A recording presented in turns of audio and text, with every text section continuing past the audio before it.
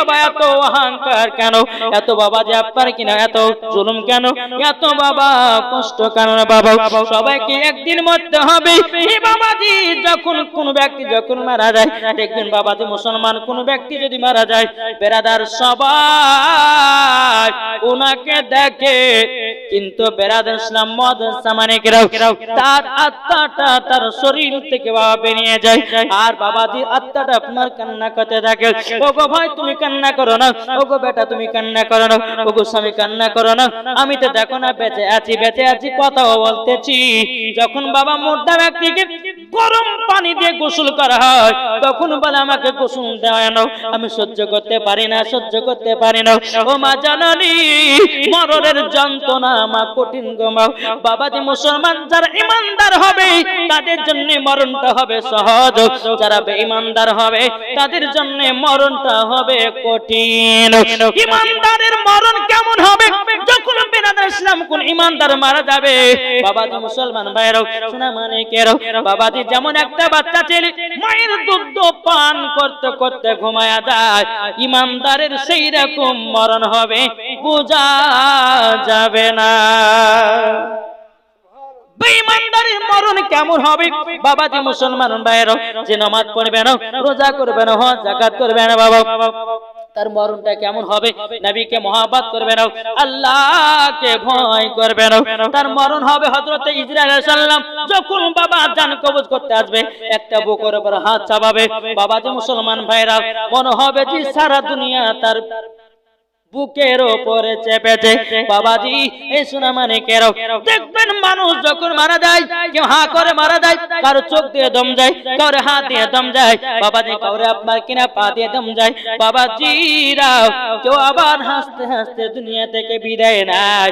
ওগো মা জননী, যেটা হাসতে হাসতে ইন্তিকাল করবে ওটাই হলো জান্নাতি মুসলমান। কি গো বুঝাচ্ছে কিছু? বাবাদের শোনা মানি চলুন, খাতুনে জান্নাত মা ফাতেমা রাদিয়াল্লাহু তাআলা আনহা স্বামী গো চাদর দিয়ে গেছে, চলুন আমরা তাহাজ্জুদের নামাজ পড়ব। সারা রাত্রি খাতুনে জান্নাত তাহাজ্জুদের নামাজ পড়েছি, ফজরের সময় হযরতে বেলাল বাবা আযান দিতেছে, বেরাদার খাতুনে জান্নাত বলছে আল্লাহ গো আপনি রাতটা এত ছোট করেছেন, এত রাতটা ছোট করেছেন, আল্লাহ গো ওগো রব্বুল আলামিন, আল্লাহ আবার ইবাদত করে মনের তৃপ্তি মেটে নাও। বাবাজি মুসলমান ভাইরা, এরই নাম ছিল বাবা খাতুনে জান্নাত। আজ আমাদের ঘরের মা বোনেরা যদি বাবা সিরিয়াল সিনেমা দেখতে পায়, সারা রাত্রি পার করে দেয়, যখন বাবা নামাজে যায় হায়রে ঢুলন 4 রাকাতের নিয়াত করেছে, 3 রাকাতে সালাম ফিরাইয়া দিয়েছে, এটা আবার কেমন নামাজে? কি গো যুবক অবস্থায় নামাজ পড়ো, বুড়ে অবস্থায়, বুড়ো অবস্থাতে নামাজ পড়তে গেলে তোমার লুঙ্গি ঠিক থাকবে না, থাকবে ভাই? ও মা খালা, জোয়ান অবস্থায় নামাজ পড়েন, জোয়ান অবস্থা পর্দা করেন। আর এখনকার মা বোনেরা পর্দা করে যায়, মাথা যখন চুল পাকছে, হায় রে বাবা যে পর্দা, আল্লাহ বলছে কবর আয় তোকে খুঁটি বেড়ার বাড়ি পিটব। কি ও মা খালা, আমার কথা শুনে হাসি লাগতে পারে, কিন্তু এটাই বাস্তব। কোন স্ত্রী যদি পর পুরুষকে যদি শরীরের অঙ্গ প্রত্যঙ্গ গুলো যদি দেখে বেড়ায়, তাহলে কিয়ামতের ময়দানে তাকে জাহান্নামের আগুনে দেওয়া হবে। কি গো ঠিক না? যে মা খাদিজা রাদিয়াল্লাহু তাআলা আনহা, তিনি নবী মুস্তাফা গারে হিরাতে আল্লাহর ইবাদত করতেন, আর মা খাদিজা সুন্দর করে স্বামীর জন্য সেজে গুজে বসে থাকতেন। আমার নবী মুস্তাফা সারা রাত সারা দিন মানে আপনার আল্লাহর ইবাদত করে বাড়ি ফিরতেন, মা খাদিজা সেজে গুজে থাকতেন, আমার নবী মুস্তাফা এসে কপালে একটা চুমা দিতেন, বাবাতে মুসলমান মোহাব্বত আরো বেড়ে যেত। জোরে বলেন এর নাম মোহাব্বত। শুধু স্বামীর সামনে সাজতে ভালো লাগে না তোমাকে, আর পর পুরুষের সামনে তোমাকে সাজতে খুব ভালো লাগে। আল্লাহ বলছে কবরে আয় একবার তোকে দেখাচ্ছি। আল্লাহ বলছে হুন্না লিবাসুল লাকুম আনতুম লিবাসুল লাহুন্না। স্ত্রী হলো স্বামীর পোশাক আর স্বামী হলো স্ত্রীর পোশাক। কোন মা জননী যদি পাঁচ পুরুষের জন্য আপনার সাজে গুজে আপনার বেড়ায়, কোন মা যদি আপনার ও মা খালা শুনে যান রাতের বেলায় যদি স্বামী স্ত্রীর পোশাক হয় আর স্ত্রী যদি স্বামীর পোশাক হয়, ও মা জননী আপনার দেহটা স্বামীর জন্য জায়েজ, পর পুরুষের জন্য জায়েজ নয়। আমার আল্লাহর নবী বলছে কোন স্ত্রী যদি স্বামীর জন্য 1 ঘন্টা ধরে সাজে, আমার নবী বলেছে তাকে নফল ইবাদতের নেকি দাও। ওগমা গালা শুনে যান রাতের বেলায় মা জন্য ওই পাড়া পল্টুর জন্য সাজগোজ করো, ওই পাড়া ঝোলটুর জন্য সাজগোজ করো, ওই পাড়া আপনার কিনা মজুবুরের জন্য সাজগোজ করো, ওই পাড়া রাহুলের জন্য সাজগোজ করো, নিজের স্বামীর জন্য তো সাজগোজ করলে নাও। আল্লাহ বলছে কবরে আয়, তোর স্বামীর কাছে দামি দামি শাড়ি নিনি, তোর স্বামীর কাছে আপনার কিনা সোনা গহনা নিনি, তুই স্বামীর সামনে না সেজে কুজে পর পুরুষকে সোনা দানা দেখাতেছিস, মাথায় শ্যাম্পু করে দে চুল গলে পর পুরুষকে দেখাচ্ছিস। বাবাজি মুসলমান ও সোনা মানিকেরা ও মা খালা শুনে যান রাতের বেলা মা জননীরা যখন স্বামী বিদেশে চলে যায়, কেরালায় বোম্বাই দিল্লি চলে যায়, বাবাজি মুসলমান তখন বাবাজি তিনার স্ত্রী কি করে আলমার থেকে 3000 টাকা দামের শাড়ি বের করে বাবাজি ভালো করে আপনার পরে। বাবাজি মুসলমান ভাইরাও পড়ার পরে বেরাদার ইসলাম মাদার মানিকেরাও যখন পড়াশোনা হয়, মাথার চুলগুলোকে শ্যাম্পু করেছে, গলাতে একটা হাত নিয়েছে, রাস্তা দিয়ে হেঁটে হেঁটে যায়। বাবাজি মুসলমান ছেলেরা বলছে আও ম্যাও কে তাকাবি তাকাও, এখন আমি তোদের সরকারি ভাবি, অসুবিধা কিছু নাই, তোর ভাই আছে কেরালায়, যত পারবি তোরা ঘুরে ঘুরে আমার দিকে তাকা। চলছে না চলছে না কি গো? এখন মৌলবীকে দেখে মাথায় কাপড় দিছে, ঠিক না? দেখেন একজন মহিলা কি করে জানেন, জাল শাসনের বাড়ি গেছে, বাড়িতে গেছে, বিটি গেছে, বিটি রে এতদিন যা হলো হলো, এখন পর্দা করতে হবে, আর মৌলবীদের জ্বালা থাকা গেল না। বাড়িতে গেছে, বাড়িতে যে বলছে বিটু চল গোসল করে আসে পুকুরে, গোসল করতে গেছে, তো গোসল করতে পিটিকে বলছে পিটি এক কাজ কর, তো উপরে দাঁড়া, আমি নিচে গোসলটা করি, কেউ যদি আসে একটু গলা খাকাড়ি দিস, হাত পায়ে কাপড় কেমন থাকবে না থাকবে একটু গলা খাকাটা দিস, ঠিক আছে তাই হবে। যখন বাবা যে কথা বলার পরে বিটি আছে পুকুরের উপরে আর মা করছে গোসল পুকুরে। কিছুক্ষণ পর বলছে বিটি বলছে যে মা, বলে একজন আসছে, বলে কে, বলে ওই পাড়া আব্দুর রহমান, ওটা আমার তো চাচা হচ্ছে, তো কর কথা বলেছি, হয়ে গেল একটা ট্যাপ। আবার কিছুক্ষণ পর ও ঠিক আছে মা, তাহলে আবার কিছুক্ষণ মা আর একজন আছে, বলে কে, বলে ওই পাড়ার আব্দুর রহমান, যাই তোর একটা খালা তো ভাই, তোর ওর কথা বলেছি, শুধু বারবার ডিস্টার্ব করছিস। ও মা ঠিক আছে তাহলে।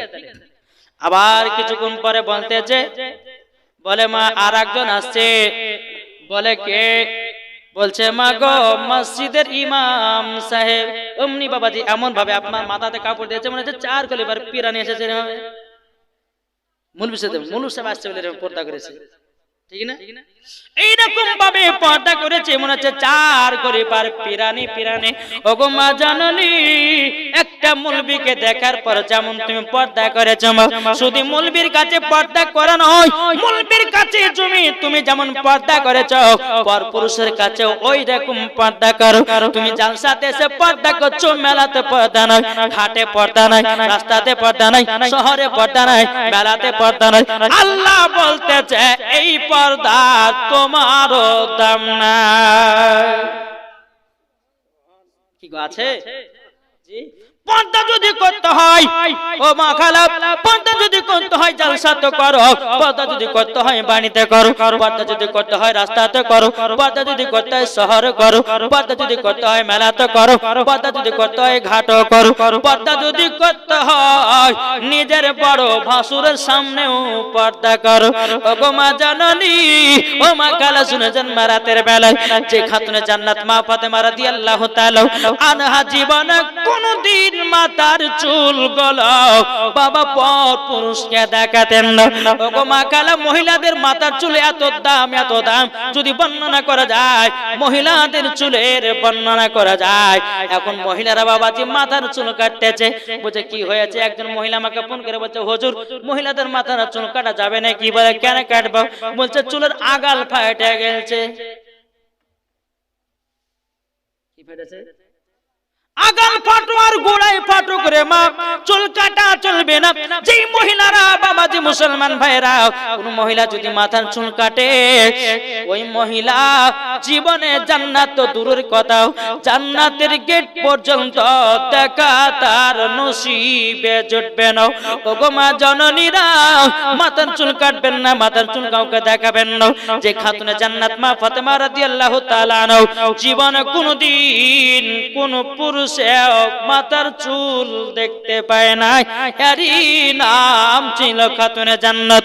বেরাদার ইসলাম মুআদ্দাস সামানিকরাও, যাই হোক বেরাদার ইসলাম চলুন এদিকে বেরাদার হযরত আলী রাদিয়াল্লাহু তাআলা আনহু তিনি বলতেছে, বলে বিবি গো চাদর দিয়ে গেছে।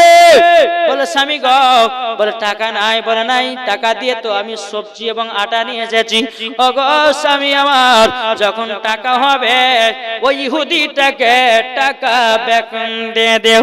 বাবাজি মুসলমান ভাইরা, ইহুদি আর ইহুদির বিবি সকাল বেলাতে আমার নবী মুস্তাফার কাছে গেছে। ইয়া রাসূলুল্লাহ, ইয়া হাবিবাল্লাহ, নবী গো আপনার কাছে একটা আবেদন করব গো নবী, আপনার কাছে কলমা পড়ার জন্য এসেছি। ইহুদি আর ইহুদির বিবি বলতেছে, নবী গো আমাদেরকে জলদি করে কলমাটা পড়িয়ে নেন। আমার নবী বলছো গো ইহুদি হঠাৎ করে কলমা পড়ার কথা বলতেছে কেন বলো না? ইহুদি বলছে, নবী গো আপনার বিটি খাতুনে জান্নাতের চাদর আমার বাড়িতে কিনে নিয়ে গেছিলাম, নবী গো অন্ধকার ঘরে রেখেছি, অন্ধকার ঘরকে আলোময় করে দিয়েছে। নবী গো বিশ্বাস হয়ে গেছে আপনার বিটি ফাতেমার চাদরে যদি এত নূর হতে পারে, নবী গো আপনি কতই না নূর হবেন। আল্লাহু আকবার, নারে রিসালাত, ইয়া রাসূলুল্লাহ, জরকান সুবহানাল্লাহ। বাবাজি মুসলমান ভাইরা, এই সূরা মানিকের যখন বেরাদার খাতুনে জান্নাত মা ফাতেমা রাদিয়াল্লাহু তাআলা এদিকে স্বামী স্ত্রীর কথা জানতেছে, এদিকে বেরাদার ইসলাম মুআদ্দাস সামানিকেরা বাবা ইহুদি আর ইহুদির বিবি বলছে, নবী গো কলমা পড়ে নিন। আমার নবী বলছে, বলো লা ইলাহা ইল্লাল্লাহ, লা ইলাহা ইল্লাল্লাহ, লা ইলাহা ইল্লাল্লাহ মুহাম্মাদুর রাসূলুল্লাহ। জোরে বলেন সুবহানাল্লাহ। আল্লাহুম্মা সাল্লি আলা মাওলানা মুহাম্মদ ওয়া আলা আলি মাওলানা মুহাম্মদ। জন্ম আমার নবী যুগে হলে কেমন হতো, জোরে বলেন। জন্ম আমার নবী যুগে হলে কেমন হতো, জন্ম আমার নবী যুগে হলে কেমন হতো। দুনয়নে রাসূল পাক, দুনয়নে রাসূল পাক দেখলে কেমন হতো, জন্ম আমার নবী যুগে হলে কেমন হতো, জন্ম আমার নবী যুগে হলে কেমন হতো। আসতো বেশে হাজরতে বেলাল মধুর আজান, আসতো বেশে হাজরতে বেলাল মধুর আজান, যে আজান ইয়াদ প্রেম মুগ্ধ রহমান দয়ার নবীর পেছে নামাজ পড়লে কেমন হতো দয়াল নবীর পেছে নামাজ পড়লে কেমন হতো দুনিয়ানে রাসূল পাক দেখিলে কেমন হতো দুনিয়ানে রাসূল পাক দেখিলে কেমন হতো জন্ম আমার নবী যুগে হলে কেমন হতো জন্ম আমার নবী যুগে হলে কেমন হতো তিনি কতই আলোচনায় থাকতাম আমি আদম সামনে রাসূল পাক তো পাশে সাহাবাগণ জোরে বলেন তিনি কতই আলোচনায় থাকতাম আমি আদম তিনি কতই আলোচনায় থাকতাম আমি আদম সামনে রাসূল পাক তো পাশে সাহাবাগণ আবু বকর উমর উসমান আলী সঙ্গী কেমন হতো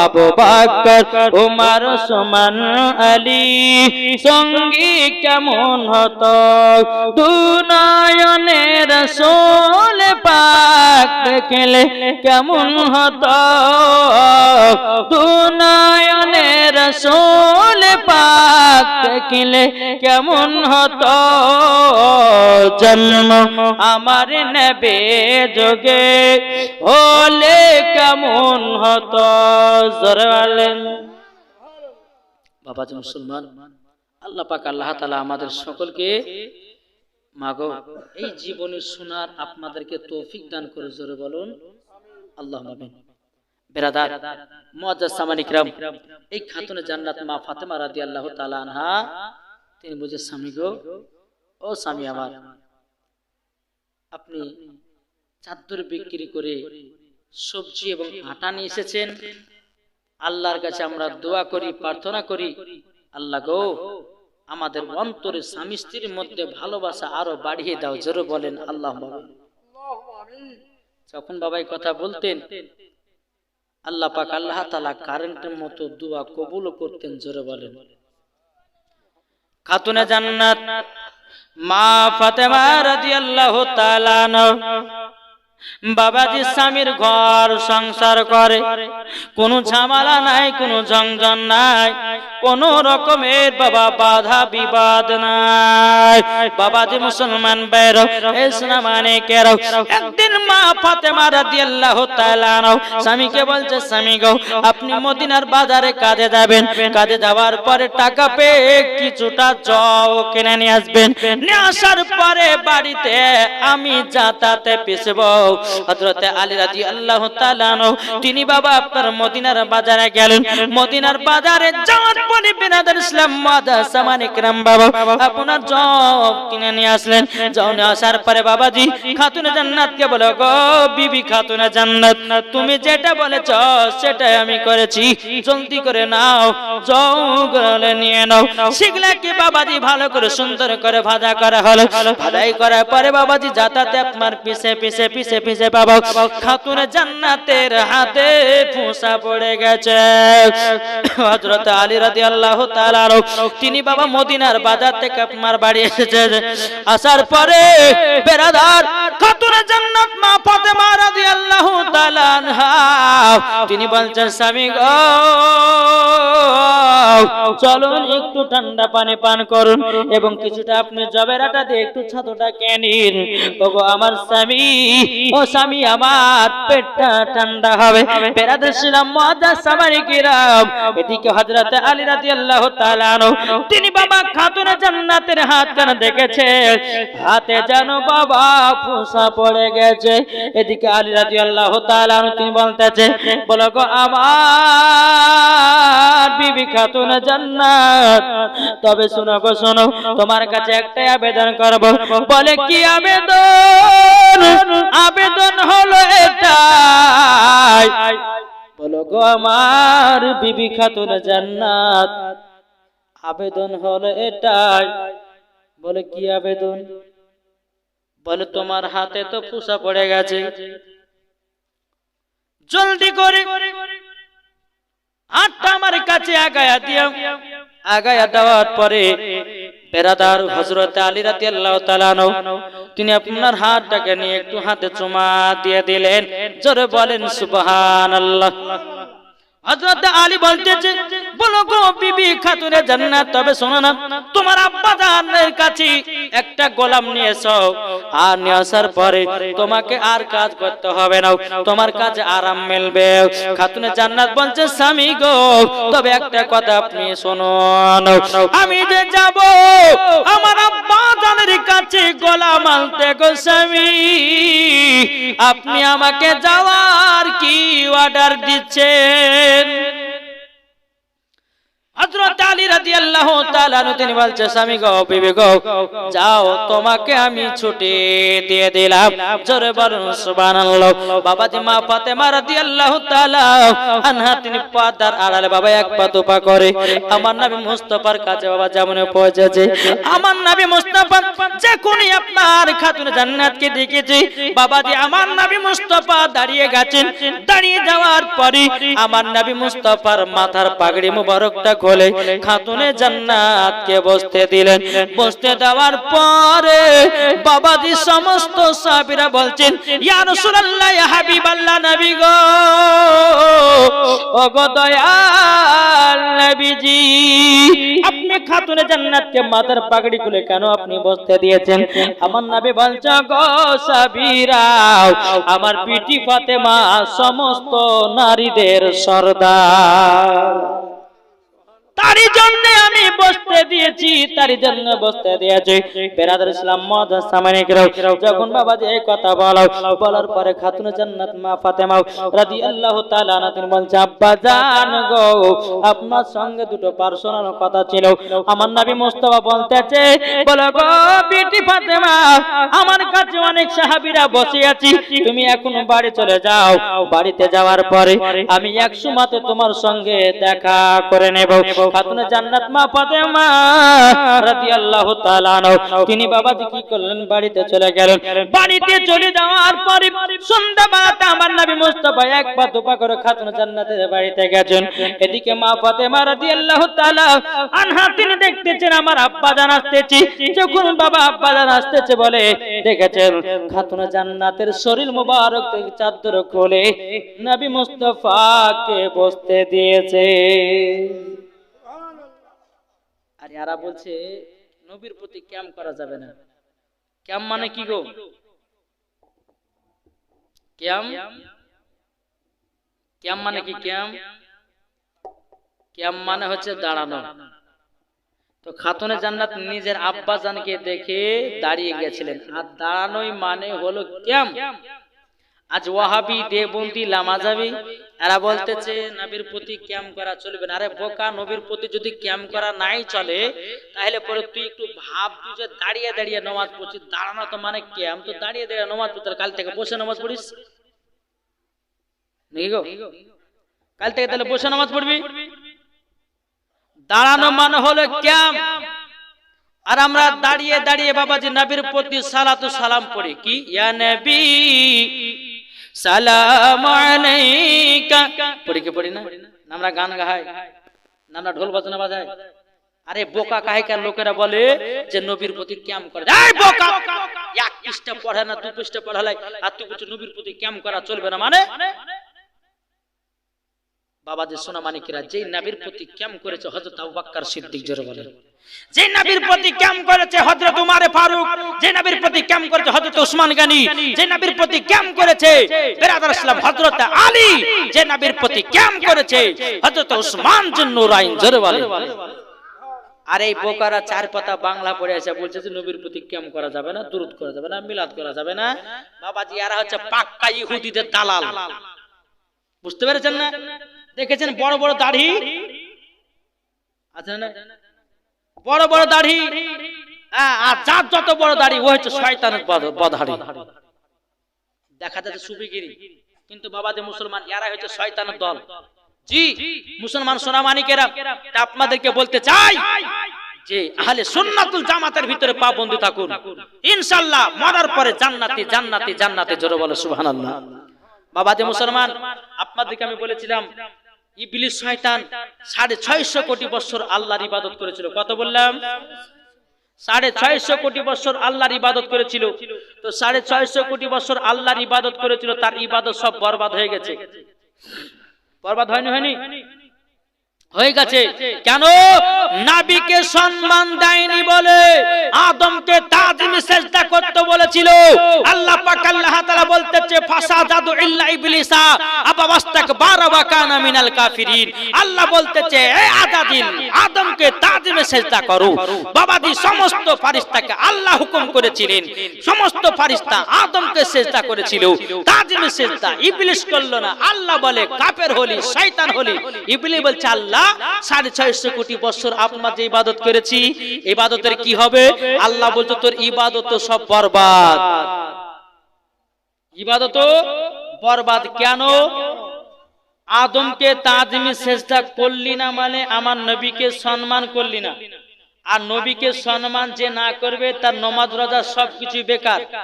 ওয়াহাবিরা নবীকে সম্মান করে না, করে দেওবন্দিরা নবীকে সম্মান করে না, লামাযাবিরা নবীকে সম্মান করে না। আরে নবীর প্রতি দরুদ কাম পড়াকে সম্মানীয় ব্যক্তি বলে। জোরে বলে। আরে শুধু নামাজ পড়লে জান্নাতি হওয়া যায় না, মুখে দাড়ি রাখলে জান্নাতি হওয়া যায় না, মাথা টুপি থাকলে জান্নাতি হওয়া যায় না। বাবাজি মুসলমান সোনামানিকেরা, এই দেখেন বেরাদার, আপনাদেরকে বলতে চাই, এই দেখেন কিছুদিন আগে ডিসেম্বর মাসের আপনার 1 তারিখে জলসা করতে গেছিলাম আপনার গঙ্গারামপুরে। তো ওই জায়গাতে দুরুদ কামলে খুব ঝামেলা শুরু। আমি ওখানে চ্যালেঞ্জ ঘোষণা করেছিলাম যে বলো শোনো, তোমরা যদি হাদিস ও কোরআন থেকে যদি ক্যাম পড়াকে, দেওবন্দির ওয়াহাবিরা বলছে ক্যাম পড়াকে যদি দেখাতে পারো তো তাদের জন্য বাহাসে বসবো। আমি বাবাজি চ্যালেঞ্জটাকে তার মানলাম, বলে শোনো তুমি যদি দেখাতে পারো, আমি এবার বলছি তুমি যদি দেখাতে পারো যে নবীর প্রতি দুরূদ পড়া যাবে না, ক্যাম করা চলবে না, ফাতিহা করা যাবে না, মিলাদ করা যাবে না, চল্লিশা করা যাবে না, কুল খতম করা যাবে না, যদি তুমি এগুলা বলতে পারো, যদি দেখাতে পারো, নাই তোমাকে 1 লাখ টাকা আমি পুরস্কার দেব। যদি পারো, বাপের বেটা বাপ যদি হও, চ্যালেঞ্জ গ্রহণ করো আর স্টেজের উপর আসো আর তোমার দলিল থেকে দেখাও যে নবীর প্রতি দুরূদ ক্যাম করা যাবে কি যাবে না। ওয়াহাবিটা এতগুলি কিতাব বাঁধালিয়ে স্টেজের উপর উঠে গেছে বাবা। ওয়াহাবিটা স্টেজের উপর চলে এসেছে বাবা। তো আসার পরে বাবাজি বলছে মৌলভী সাহেব আমি দেখাবো, 1 লাখ টাকা আছে তো? বলছে হ্যাঁ আছে। দেখান আপনি। তোর কিতাবগুলো খুলে খুলে বাবাজি দেখাচ্ছে। বাবাজি মুসলমান সব কিতাব হচ্ছে আশরাফ আলী থানভীর কিতাব। কার কিতাব বললাম? মানে দেওবন্দীদের লিডার এই আশরাফ আলী থানভীর কিতাব নিয়ে এসেছে। নিয়ে আসার পরে বলতেছে, বলে দেখো নবীর প্রতি দুরূদ পড়া চলবে না। এই দেখো বুখারীতে দেখা যায় সব জাল বুখারী, জাল মুসলিম শরীফ। এই ওয়াহাবি দেওবন্দীরা এরা জাল ছাড়া কিছু পড়ে না, বুঝলেন না? ওয়াহাবি দেওবন্দী এরা জাল ছাড়া কিছু আসল হাদিস ওরা ধরেই পায় না কিতাব। আরে আসল হাদিস যদি বুখারী পড়তে হয় তো মাদ্রাসা 12 বছর ধরে পড়োগা, তারপর তুমি আসল বুখারী ধরে পাবা। আলিফের মানে যদি ধরা যায় আর আব্বার ক্ষমতা হবে না, আর পেটে যদি লাথি মারা যায় ওই ভাইয়ের মানে বলতে পারবে না। আবার মৌলবীদের সঙ্গে বাবা চ্যালেঞ্জ ঘোষণা করে। আসুন বিরাদার ইসলাম মুআদ্দাস সামানি কিরাম, হাদিস শরীফের মধ্যে এটা আছে যে কোন বদমাযহাব যদি মারা যায় তার জানাজাও পড়া চলবে না। বুঝেছেন না? কোন বদমাযহাব যদি মারা যায় বাবাতে মুসলমান তার সঙ্গে মুসাফা করা, সালাম করা একবারে সুন্নিদের কঠোর কি যে না জায়েজ হারাম। এটা বুখারী শরীফের হাদিস, তিরমিজি শরীফের হাদিস। কি লেখা আছে? বদমাযহাব কাদেরকে বলে জানা আছে কিছু? একটু বুঝেন বাপ, বুঝেন। জীবনী বলবো আপনাদেরকে, মা খালা চিন্তা করবেন না, জীবনী বলবো, একটু আমাদের ঈমান আকীদাকে তাজা করতে হবে। তো ওয়াহাবি দেওবন্দীরা বাবাজি মুসলমান এরা বাবাজি সঠিক হাদিস পড়ে না, আর বাবাজি এরা ধুড়ে ধুড়েও পায় না। ওই আশরাফ আলী থানভীর কিতাব পড়ে আর বিরাদর ইসলাম মুআদ্দাস সামানিক রাম ওরা জাল হাদিস আর জাল কিতাবকে তুলে নিয়েছে মানুষের সামনে পেশ করে বাবাজি। তাই বিরাদর ইসলাম আসল জান্নাতি দল হচ্ছে সুন্নি মুসলমান। সুন্নি মুসলমান, এই সুন্নি মুসলমানের দলে তোমরা যোগ করো, মরার পরে জান্নাতি হবে। জোরে বলেন সুবহানাল্লাহ। বাবাজি মুসলমান, যাই হোক, আল্লাহ পাক আল্লাহ তাআলা আমাদের সকলকে নবী মুস্তাফার আশিক, নবী মুস্তাফার প্রেমিক যেন বানিয়ে নেয়। জোরে বলুন আল্লাহুম্মা আমিন। বিরাদর ইসলাম, ওই যে একটা ইউটিউবের মধ্যে ভাইরাল বক্তা হয়েছে বাবাজি, তার নামকরণ করছি না, মনে নাম করলে মনে উজু ভেঙে যাবে, বুঝতে পারলেন না? নাম করলে তার উজু ভেঙে যাবে। কেন? যে এই ব্যক্তি বলেছে যে রোজার মাসে বলছে রোজার 3 মিনিট মানে আজানের 3 মিনিট আগে যদি কেউ ইফতার করে সে নাকি 100 নেকি পাবে, আর আজানের সময়তে কেউ যদি ইফতার করে তো সে নাকি 10 নেকি পাবে। জুতার বাড়ি পিটার দরকার আছে না নাই? যে আজানের 3 মিনিট পরে যদি আপনার ইফতার করে ওর রোজা হবে? ওর কথা শুনে তো সারা দিন শোকা থাকা হলো। তো বাবাজি মুসলমান, তারপরে এই বক্তা বলেছে যে মহিলাদের মেন্সের অবস্থাতে কোরআন শরীফ পড়া চলবে। বলছে এই বক্তা বলেছে মহিলাদের মেন্সের অবস্থাতে কোরআন শরীফ ধরে পড়তে পারবে। তারপরে বলেছে কালো কাকের গোশত খাওয়া যায়, কেঁচা খাওয়া যায়, ঝিনুক খাওয়া যায়, ওকে ধরে নিয়ে এসে কেঁচা খাওয়াতে হবে। নাকি বলছেন? বাবাজি মুসলমান সোনামানিকের এই বক্তার ওয়াজ শুনবেন না, আর এই বক্তার ওয়াজ শুনবে যে মরার পরে জাহান্নামে যাবে সে। তাই মা জননী, ওয়াজ যদি শুনতে হয় সুন্নি আলেমদের ওয়াজ শুনো, ঈমান আকীদার ওয়াজ শুনো, মরার পরে তুমি জান্নাতি হবে। জোরে বলেন।